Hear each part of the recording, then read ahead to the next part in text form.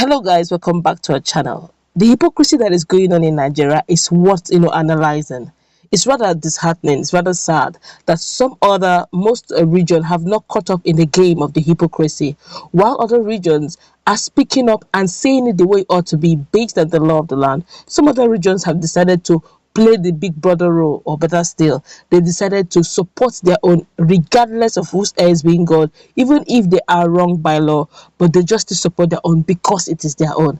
Maybe by the time other regions catch up or cash in on this particular game, maybe everybody will understand the hypocrisy in it, and then probably the law may be adjusted and practically be applied where need be. This brings me very quickly to what is going on between the surety that is going on between Mazi Nnamdi Kanu and of course Senator Abaribe. To think that the likes of Ohaneze youth are saying this, yes, in Senate claims they are right, but practically in Nigeria, they should have emulated the Arewa group. But let's find out what they did or said that is making us look at this in a different dimension entirely. Well, Senator Abaribe, they said, may land in jail. Igbo leadership won't help Nnamdi Kanu. You can imagine. Let's continue. Let's find out what they said really that is cashing in. He said, Ohaneze Igbo Youth Council, OYC, has described the commencement of Nnamdi Kanu's trial at the Federal High Court, Abuja, as the beginning of his repatriation process by the federal government. Justice Binta Nyako led Federal High Court, Abuja, on Thursday, fixed January 27, 2021 as the new date for continuation of the trial of Kanu. The matter was fixed for hearing on Thursday, November 26, 2020, but both Kanu and his counsel, Mr. Ifeanyi Ejiofor, were absent in court. Ohaneze said it was now very unfortunate for Kanu because Igbo leaders were no longer interested in helping him. OYC statement was signed by Mazi Okechukwu Izuguzoro, President General, Comrade Obinna Achionye, Deputy President General, and Mazi Okwu Nnabuike, Secretary General. OYC further said that it sympathizes with Senator Abaribe and other sureties of Kanu, adding that there is the possibility they might face the battle axe of the law, the same situation that befell Senator Ali Ndume if they fail to produce Nnamdi Kanu in person before the court. According to OYC, Kanu's rantings and continuous threat against Southeast governors, Igbo leaders, and issuance of standing orders for them to be attacked in foreign lands affirms that Kanu, has squandered goodwill. Kanu's case is pathetic, and unfortunately, the recent outcry of military invasion in his hometown Afarakwu is an outdated strategy craftily designed to attract public sympathy, which has been squandered too, Ohaneze youth said. The group, however, gave the IPOB leader one condition, adding that there's only one way out for Kanu. OYC is ready to help him get presidential pardon from federal government, especially with the existing cordial relationships between Southeast governors and President Muhammadu Buhari. But he should show remorseful repentance in actions and apologize to Southeast governors and leaders in private or public. Biafra, go and sin no more. You are forgiven, Ohaneze tells Nnamdi Kanu. Learn from history on Awolowo's betrayal against Ojukwu. Ohaneze youth tells Kanu, Nnamdi Kanu deviating from peaceful approach on Biafra agitation. Nnamdi Kanu has killed Governor Wike's political future. NSAS Ohaneze youth urges you to vacate streets, southeast, south. Oh my God, so many things really. But let's quickly look at this very critically. Now we're going to look at this critically, objectively. Okay, guys, let's not get emotional, or let's not get tribalistic in this analysis. We're going to call it the way it is.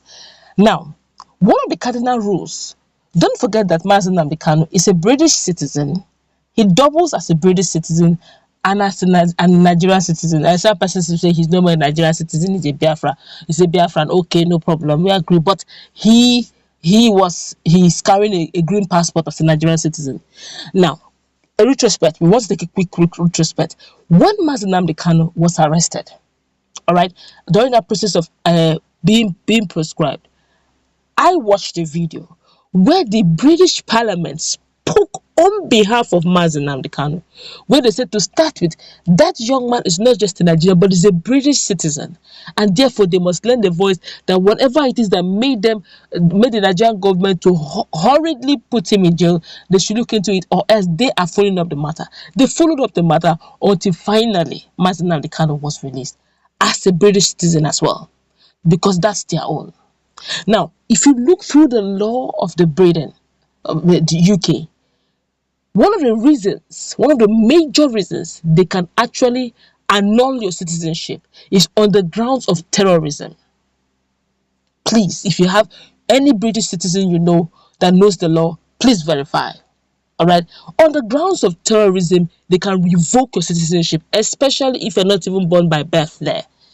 If it's by naturalization and the rest, they can actually revoke it.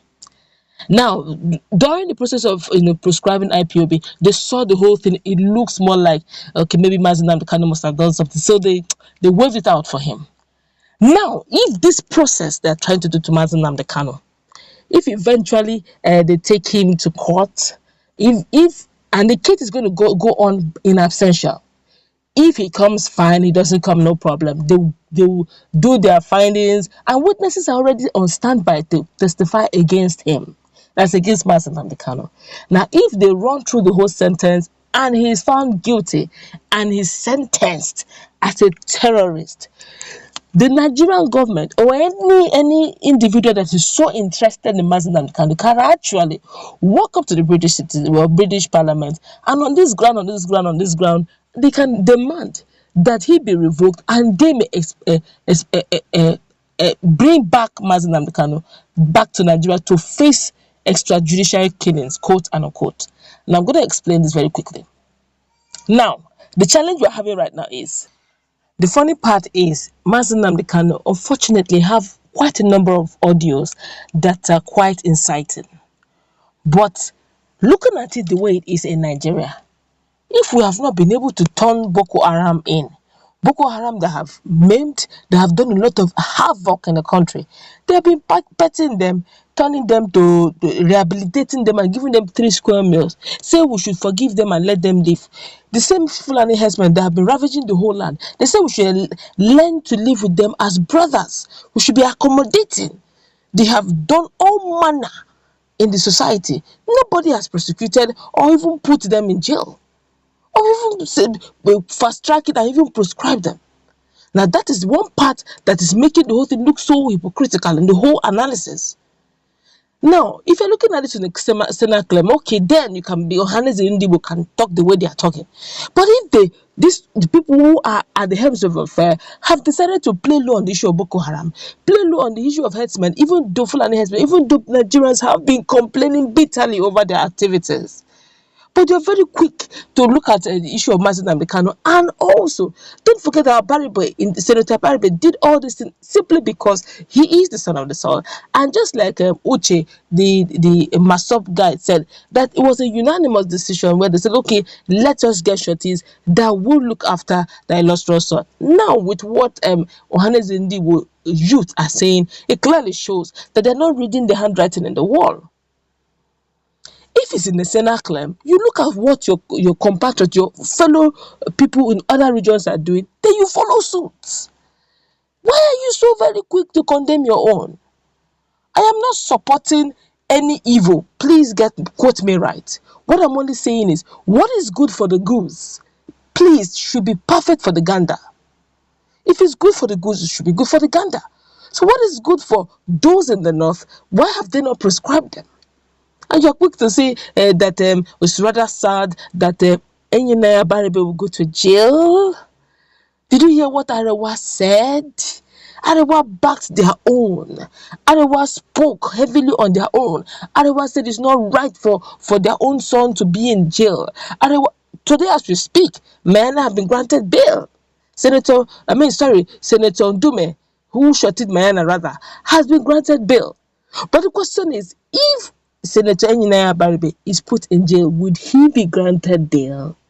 Don't forget that he's an opposition party member, and it may not all go well. So while we are doing what we are doing, while the South are doing what they're doing, like the Yorubas will say, Yoruba Ronu. Yoruba keronu. Then Igbos, they will say Igbo cheta. Reason it out. Don't just do things because it is the way it should be done. Do things, look at the handwriting on the wall. What are other regions doing? Do the same thing so that everybody will understand that this card we are all playing, we can play it very well. It's rather sad though that these guys are not reading the handwriting on the wall. And let's see how Senator Abarib will pull through out of this whole mess. Let's go wrap it up. Please no hate for us. Let's meet in our conversation.